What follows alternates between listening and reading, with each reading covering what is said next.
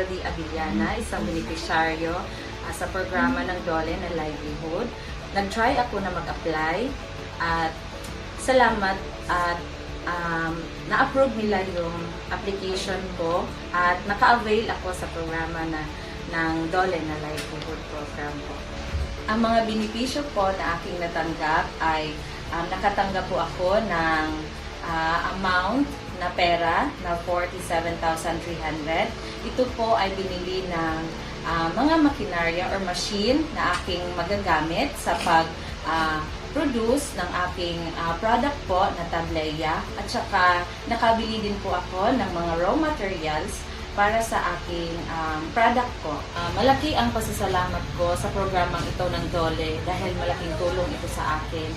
At saka nagpapasalamat din ako sa ating pamalaan ng ating mahal na Pangulong Bongbong Marcos.